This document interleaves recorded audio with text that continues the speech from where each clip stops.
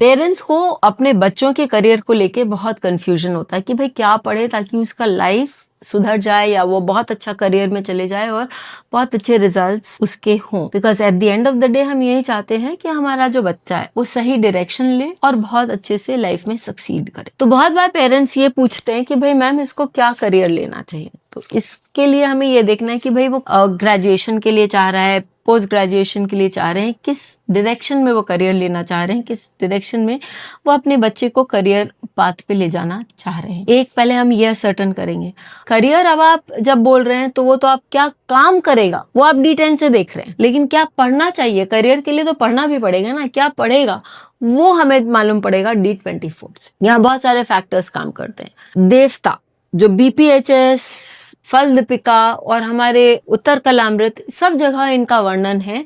और जहां तक मुझे लगता है कि ये बहुत ज्यादा लोग उपयोग नहीं करते हैं क्योंकि इनको शायद समझ नहीं आता है कि हमें किस तरह से इन देवताओं को चार्ट में लगाकर इनसे एक निष्कर्ष निकालना चाहिए, एक निष्कर्ष पर आना चाहिए।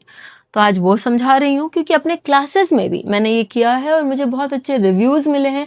लोगों ने ये बोला है कि ये बहुत अच्छे से काम करता है।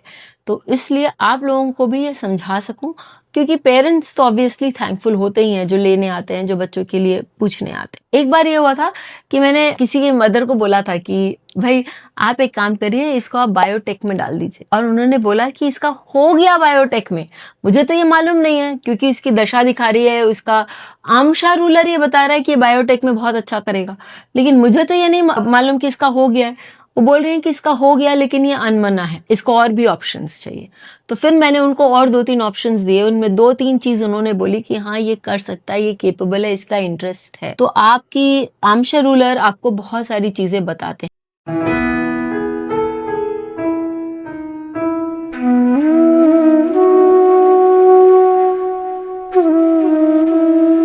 चलिए आज हम उसके पर बात करते हैं। अब इस बच्चे के बारे में देख रहे हैं कि ये बच्चा जो है इसने अपना इकोनॉमिक्स में ग्रेजुएशन कर लिया है और आगे सोच रहा है कि भैया मैं इकोनॉमिक्स में ही आगे पढ़ूं या मैं पोस्ट ग्रेजुएशन में MBA करूं, क्या करूं, मुझे बहुत कंफ्यूजन है, मुझे समझ नहीं आ। प्रैक्टिकल है, पढ़ना है वो चाहता है। जुपिटर जो 7th हाउस में है, पोस्ट ग्रेजुएशन का जो भाव है हम सप्तम भाव से देखते हैं। अलग एक चार्ट में अलग अलग भाव आपके अलग अलग क्या पढ़ना है, किस समय पढ़ सकता है व्यक्ति, वो अलग अलग चीजें बताती हैं। तो जुपिटर जो सप्तम भाव है, जो पोस्ट ग्रेजुएशन का भाव है, जहां जुपिटर बैठे हुए हैं सप्तम भाव में, वो मंगल से भी दृष्ट है। तो वो बहुत प्रैक्टिकल कुछ पढ़ना चाहता है जो अपने लाइफ में अप्लाई कर सकता, अपने काम में अप्लाई कर सकता है। अब मैंने बोला कि भैया इसका जो आंश रूलर है वो भग है। भग द्वादश आदित्यों में से एक है जो व्यक्ति को का जीवन, जो व्यक्तियों को या लोगों को राह दिखाते। तो राह कौन दिखाता है? काउंसलर दिखाता है, जिसके पास हम कंसल्टेशन के लिए जाते हैं वो दिखाता है। गुरु है तो वो और भी चीजें आसान बना देते हैं क्योंकि ये भी लोगों को राह दिखाते हैं। भग की जो एक और खासियत है कि वो मनी से डील करते हैं और उनको रिलेशनशिप बनाने में कोई प्रॉब्लम नहीं होती। तो ये सारी चीजें यदि हम मिलाते हैं, हम इसको एक स्ट्रीमलाइन करते हैं, तो आता है कि भाई व्यक्ति जो है वो किसी भी एसोसिएशन में काम कर सकता है, व्यक्ति अपने स्किल्स को अपग्रेड कर सकता है, व्यक्ति और क्या पढ़ सकता है, ऐसी चीज पढ़ सकता है जहां वो लोगों को काउंसिल कर सकता है, लोगों को बता सकता है कि भाई आपको ये करना चाहिए, ऐसे करना चाहिए। मनी मैटर्स के लिए, क्योंकि गुरु भी है वहां पर मनी मैटर्स के लिए भी लोगों को काउंसिल कर सकता है, या रिलेशनशिप्स के लिए, क्योंकि सप्तम भाव और गुरु जो है वो रिलेशनशिप्स के लिए भी काउंसलिंग बता सकता है। तो मैंने बोला ऐसा कुछ करो जिससे PR या HR या फाइनेंस, ये तीनों आपके काम आएंगे। इनफैक्ट आपका PR और फाइनेंस कंसल्टेशन, ये दोनों आपके लिए अच्छे हैं। और उन्होंने फिर MBA किया और MBA के बाद उन्होंने PR लिया, ठीक है। बहुत अच्छे से कंसल्टेशन भी करते हैं और फाइनेंस में भी इनकी रुचि है, तो ये साइड में फाइनेंस भी पढ़ रहे हैं। बहुत अच्छे इंस्टीट्यूट से इन्होंने काम किया। तो ये हमें ये बता सकता है कि भाई उसका लाभ मिलेगा क्या उसको? हाँ, उसको लाभ मिलेगा क्योंकि 5th लॉर्ड जो कि आपके प्रैक्टिकल एजुकेशन को बताता है वो 7th हाउस में चला गया। तो इनको एक इंटरेस्ट है ही, ऊपर से एक मार्स की भी दृष्टि है जो आपको एक प्रैक्टिकल एस्पेक्ट देता है, दूर तक सोचने की क्षमता देता है अपने करियर के बाद क्या पढ़ना है और पढ़ाई में किस तरह से आगे बढ़ना है। ठीक है। अब हम एक और काम करते हैं। अब हम एक और चार्ट ले लेते हैं कि और एकदम डिफरेंट करियर अरीना से लेते हैं, ताकि हमें समझ आए कि हम इसको कैसे अलग अलग देवताओं के बारे में बात कर सकते हैं।